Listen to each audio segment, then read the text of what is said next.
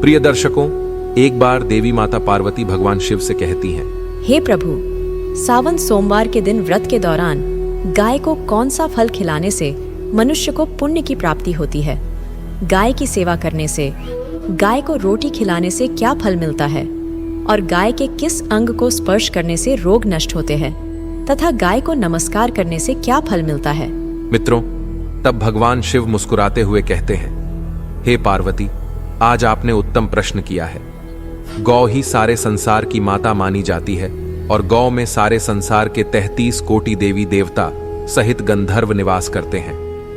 हे देवी पार्वती, मैं आपके इन प्रश्नों के उत्तर देने से पूर्व एक प्राचीन कथा सुनाता हूं, जिसे सुनने मात्र से मनुष्य के सारे पाप नष्ट हो जाते हैं। आप इस कथा को ध्यान से पूरा सुनिए। तब माता पार्वती कहती है, हे स्वामी, आपके मुख से इस कथा को सुनने से समस्त मानव जाति का कल्याण होगा और मेरा यह परम सौभाग्य है कि सावन मास में गाय की सेवा करने से मनुष्यों को सुख, समृद्धि और मन वांछित फलों की प्राप्ति होगी। कृपा करें और आप कथा को कहें। मित्रों, भगवान शिव कहते हैं, हे देवी पार्वती, तो ध्यान से सुनो। प्राचीन काल की बात है। पृथ्वीलोक पर वैवस्वत मनु के वंश में एक दिलीप नाम के राजा हो गए हैं। महाराज दिलीप धर्म का पालन करने वाले, गुणवान, चरित्रवान तथा महापराक्रमी थे। उन्होंने धर्म पूर्वक पृथ्वी का पालन किया और अपनी प्रजा को सदैव ही प्रसन्न रखा। उनकी प्रजा सदैव उनसे संतुष्ट रहती थी। मगध देश की राजकुमारी सुदक्षिणा महाराज दिलीप की पत्नी थी। महाराज दिलीप और महारानी सुदक्षिणा बड़ी ही प्रसन्नता से रहने लगे थे। किंतु अनेक वर्ष बीत जाने के बाद भी महारानी के गर्भ से कोई संतान नहीं हुई। तब महाराज दिलीप एकांत में बैठकर सोचने लगे कि मैंने कभी कोई पाप नहीं किया है और मैंने सदैव ही धर्म के मार्ग पर चलकर ही सभी कार्य किए हैं, फिर भी मेरे किस दोष के कारण मुझे संतान प्राप्ति नहीं हो रही है। इतना सोचकर वे बहुत चिंतित हो गए। फिर उनके मन में एक विचार आया कि इस समस्या का समाधान केवल गुरु वशिष्ठ जी ही कर सकते हैं। वे ही मुझे मेरे दोष के बारे में बताएंगे और पुत्र प्राप्ति के लिए कोई उपाय बताएंगे। मित्रों, भगवान शिव कहते हैं, हे देवी पार्वती।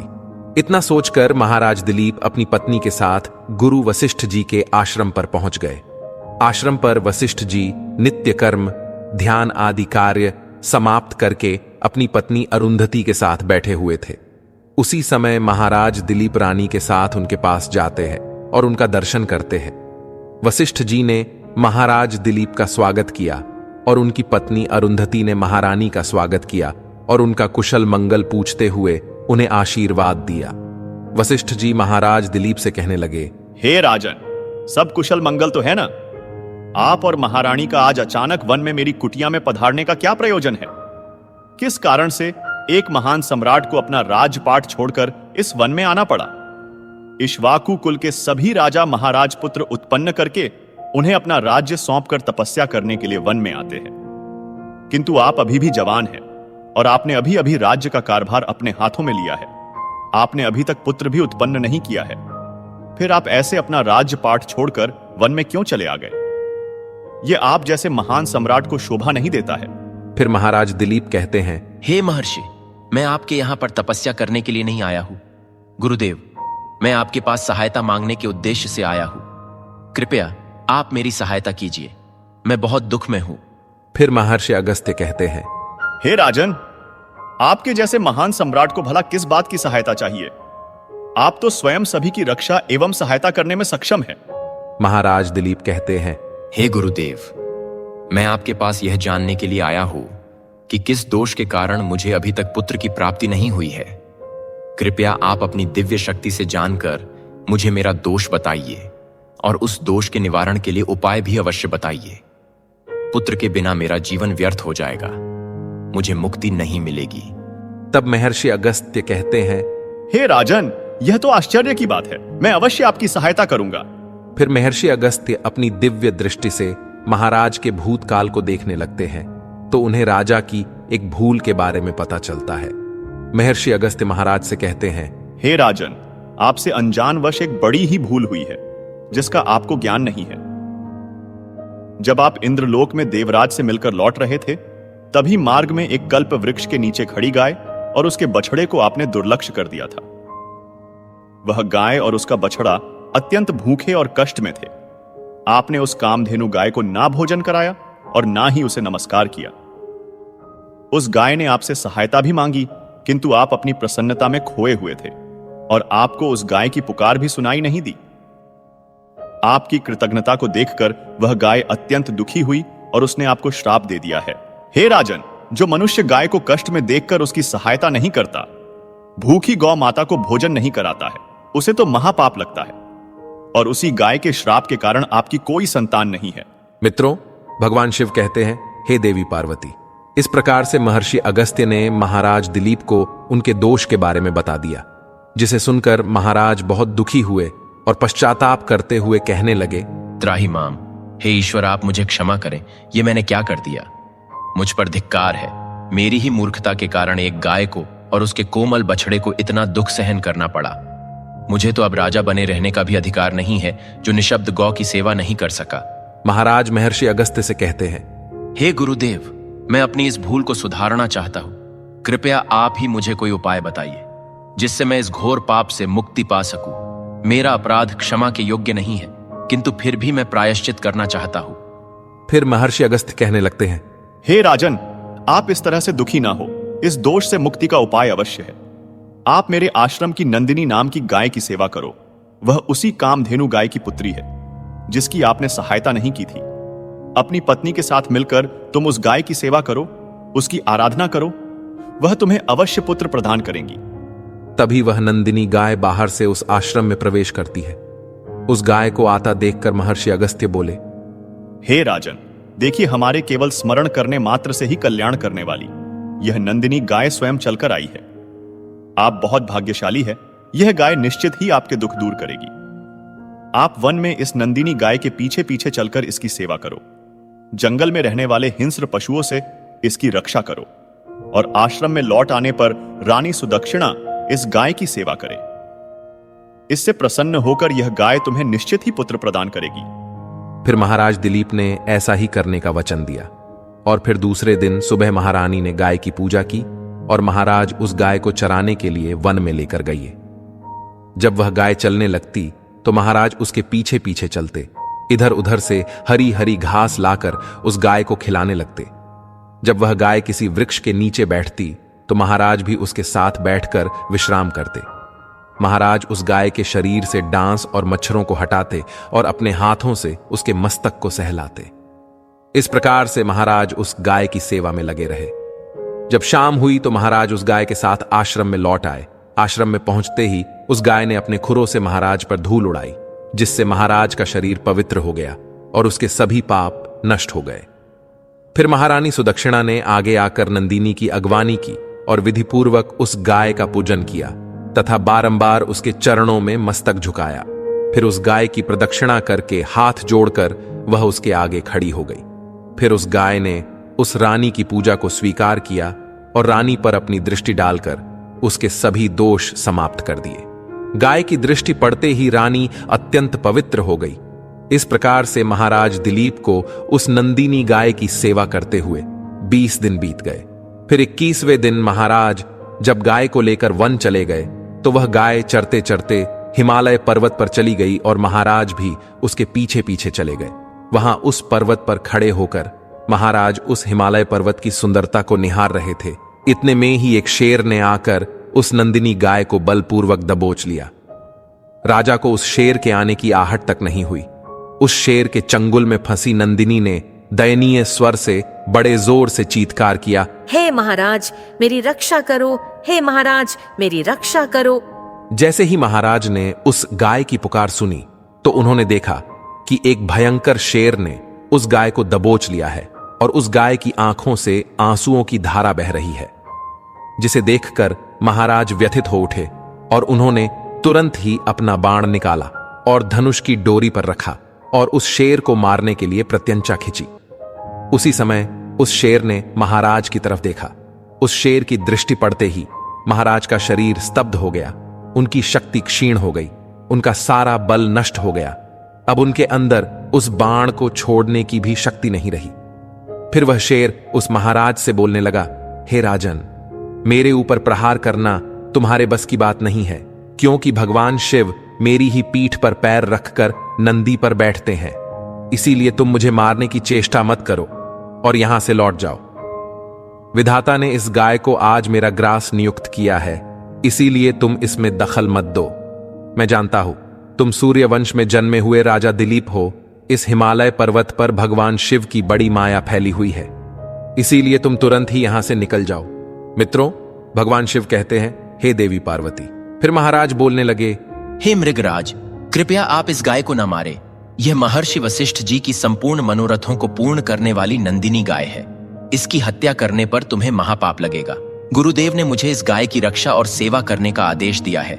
इस गाय का एक बछड़ा भी है जो आश्रम पर इसकी राह देख रहा है। मैं इस गाय को मरने के लिए छोड़कर नहीं जा सकता। तुम भगवान शिव के सेवक हो, इसीलिए तुम्हारे हाथ से इस गाय को छुड़ाना मेरे लिए असंभव है। इसीलिए हे मृगराज, मेरी आपसे विनती है कि आप इस गाय को जीवन दान दीजिए। इस गाय के बदले में मैं तुम्हें अपना शरीर समर्पित करता हूं, जिससे तुम्हारी भूख भी शांत हो जाएगी और इस गाय की रक्षा भी हो जाएगी और मेरे वचन का पालन भी हो जाएगा। साथ ही गौ रक्षा के लिए प्राण त्यागने से मुझे उत्तम गति की प्राप्ति होगी। इतना कहकर महाराज उस शेर के सामने हाथ जोड़कर बैठ गए और आंखें बंद की। फिर अचानक से उस राजा के कानों में स्वर पड़े, बेटा उठ जाओ, मैं तुम्हारी सेवा, कृतज्ञता और धर्म पालन करने से अत्यंत प्रसन्न हूँ। यह सुनकर महाराज उठ खड़े हुए और उन्होंने अपने सामने उस गाय को देखा और वह शेर कहीं दिखाई नहीं दे रहा था। तब वह नंदिनी गाय राजा दिलीप से कहने लगी, हे राजन, मैंने ही अपनी माया से शेर का रूप धारण करके तुम्हारी परीक्षा ली है। यमराज भी मुझे पकड़ने का विचार नहीं कर सकते। मेरी रक्षा के लिए तुम अपने प्राण देने के लिए उद्यत थे, इसीलिए मैं तुम पर बहुत प्रसन्न हूँ। अब तुम मुझे वरदान मांगो, जो तुम्हारी मनोकामना है वह कहो, मैं अवश्य पूर्ण करूंगी। महाराज दिलीप कहते हैं, हे गौ माता, मेरे मन में जो इच्छा है आप वह अवश्य जानती होंगी। कृपया मुझे पुत्र प्रदान कीजिए, मेरी यही कामना है। फिर उस नंदिनी गाय ने कहा, हे बेटा, तुम पत्ते के द्रोण में मेरा दूध लेकर उसका पान करो। इससे तुम्हें अत्यंत बुद्धिमान और गुणवान पुत्र की प्राप्ति होगी। महाराज दिलीप कहने लगे, हे माता, इस समय पर मैं आपके मधुर वचन सुनकर ही तृप्त हो चुका हूं। अब आप मेरे साथ आश्रम पर चलिए और मैं आपकी पूजा आराधना करके तथा मेरे अनुष्ठान को पूरा करके आपके अमृत समान दूध का पान करता हूं। उसके बाद महाराज दिलीप उस गाय को लेकर आश्रम चले गए। आश्रम में पहुंचने पर महारानी सुदक्षिणा ने आगे आकर उस गाय का पूजन किया। तब उस गाय ने कहा, हे महारानी, आप मेरी पीठ को स्पर्श करें, इससे आपको अत्यंत गुणवान, बलवान और विद्वान पुत्र की प्राप्ति होगी। फिर महारानी ने गाय की पीठ को स्पर्श किया। महाराज और महारानी ने उस गाय की विधिवत पूजा आराधना की और उनके अमृत के समान दूध को प्रसाद समझकर ग्रहण किया। फिर उन दोनों राजा रानी ने सावन के माह में सोमवार व्रत के दौरान केले के फल को खिलाया, जिससे उनके अन्य दोष भी नष्ट हो गए और उन्हें पुण्य की प्राप्ति हुई। उन दोनों की प्रसन्नता देखकर महर्षि वशिष्ठ कहने लगे, हे राजन, अब यह गाय तुम दोनों पर प्रसन्न है। तुम्हारी मनोकामना अवश्य पूर्ण होगी। जो भी मनुष्य गाय की सेवा करता है, उसे भोजन कराता है, उसकी प्रदक्षिणा करता है, भी मनोरथ सफल होते हैं। जो भी गाय की रक्षा करता है, उसकी कभी दुर्गति नहीं होती है। मृत्यु के बाद वह गोलोक में जाता है और भगवान श्री कृष्ण के साक्षात दर्शन करने का सौभाग्य उसे प्राप्त होता है। मित्रों, भगवान शिव कहते हैं, हे देवी पार्वती, जो श्रद्धा पूर्वक गाय का दूध पीता है वह सभी रोगों से दूर रहता है। जो गाय की पीठ पर जो कुबड़ होता है उसे स्पर्श कर लेता है, उसके सभी दोष और पाप नष्ट हो जाते हैं। जो गाय का दान करता है वह वैतरणी नदी को गाय की पूंछ पकड़कर पार कर लेता है। जो स्त्री रोज गाय को रोटी खिलाती है वह सौभाग्यशाली बन जाती है। गाय समस्त पापों का नाश करने वाली और सभी मनोरथों को पूर्ण करने वाली है। अतः सदैव इसका रक्षण, पूजन तथा इसे भोजन कराना चाहिए। इतना करने से ही मनुष्य सभी ऐश्वर्यों को प्राप्त कर लेता है, उसकी दरिद्रता समाप्त हो जाती है।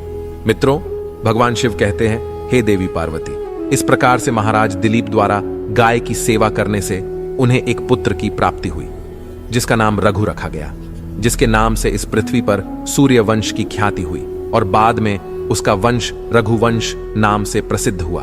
हे देवी, अब मैं आपको आपके प्रश्नों के उत्तर देता हूं। जो भी मनुष्य सावन सोमवार के दिन व्रत करते हुए गौ माता को केले का फल खिलाता है, उसके सारे पाप नष्ट हो जाते हैं, वह सभी दोषों से मुक्त हो जाता है तथा उसका सावन का व्रत भी सफल हो जाता है। गाय को केले का फल अति प्रिय होता है, इसीलिए इस फल को गौ माता को सोमवार के दिन अवश्य खिलाए। जो मनुष्य नित्य गाय की सेवा करता है, उसे केले का फल खिलाता है, उसे उत्तम गति की प्राप्ति होती है। गायों के 6 अंग गोबर, मूत्र, दुग्ध, दधि और घृत ये अत्यंत पवित्र और शुद्धि के साधन भी हैं। गोबर से बिल्व वृक्ष उत्पन्न हुआ, जिसमें मेरा ही वास होता है। गोबर से ही कमल के बीज उत्पन्न हुए हैं। गोमूत्र से गुग्गुल की उत्पत्ति हुई है, जो देखने में प्रिय और सुगंधि युक्त है, जो सभी देवों का आहार है। संसार में मूलभूत गोदुग्ध से उत्पन्न है। सभी मांगलिक पदार्थ दही से उत्पन्न है। घी से अमृत उत्पन्न होता है, जो देवों की तृप्ति का साधन है। गाय से ही यज्ञ प्रवृत्त होता है। मित्रों, भगवान शिव कहते हैं, हे देवी पार्वती, गौ माता के शरीर में 33 कोटि देवी देवताओं का निवास होता है। गाय एक अत्यंत पवित्र, निर्मल, शांत, निष्पाप जीव है। आर्गवेद में इसे संसार का पालन पोषण करने वाली कामधेनु माता कहा गया है। इसके दर्शन मात्र से मनुष्य के हजारों पाप नष्ट हो जाते हैं। इसीलिए कभी इस निष्पाप गौ माता पर अत्याचार नहीं करना चाहिए। गाय को कभी मारना नहीं चाहिए और कभी उन्हें कष्ट नहीं देने चाहिए। गाय को मारना शास्त्रों में सबसे बड़ा पाप माना गया है। जो मनुष्य गाय की निस्वार्थ भाव से सेवा करेगा, वह सुख समृद्धि प्राप्त करेगा। जो स्त्री रसोई में बनी पहली रोटी गौ माता को खिलाएगी, वह सदा सुहागिन और सौभाग्यशाली रहेगी। जो लोग अपने घर में गाय से प्राप्त पंचगव्य को घर में रखेगा, उसके घर में कभी दुख दरिद्रता नहीं आएगी। जो व्यक्ति प्रतिदिन किसी न किसी तरह से गौ माता की सेवा करता है, वह सबसे अधिक पुण्यवान बन जाता है। शास्त्रों में गौ माता को मां लक्ष्मी का रूप माना गया है, इसीलिए उनकी पूजा करने से दरिद्रता दूर होती है। प्राचीन काल से ही गौ माता की सेवा और संरक्षण करने की परंपरा चली आ रही है। कई ऋषि मुनि अपनी कुटिया में गायों का पालन करते थे तथा राजा महाराज गायों का दान करते थे। गायों के दान को सबसे बड़ा दान कहा गया है। गाय का दान करने से सभी जन्मों के पाप नष्ट हो जाते हैं। इस पवित्र सावन मास में गाय का दान करने से और मनुष्य को मोक्ष की प्राप्ति होती है। गौ माता के दर्शन करना बहुत शुभ होता है। शास्त्र कहते हैं, रोज सुबह गाय के दर्शन होने से पुण्य की प्राप्ति होती है और सुबह गोबर के दर्शन होने से लक्ष्मी की प्राप्ति होती है। अगर किसी महत्वपूर्ण कार्य के लिए जा रहे हैं और अचानक ही गौ माता आपके रास्ते में आ जाती है, तो वह कार्य निश्चित ही सफल हो जाता है। प्रिय दर्शकों, आपको यह कथा कैसी लगी? कमेंट करके अवश्य बताएं। उम्मीद है आपको यह जानकारी अच्छी लगी होगी। वीडियो को लाइक जरूर करें और कमेंट में हर हर महादेव, जय गौ माता अवश्य लिखें। साथ ही चैनल को सब्सक्राइब करें। आप सभी का धन्यवाद।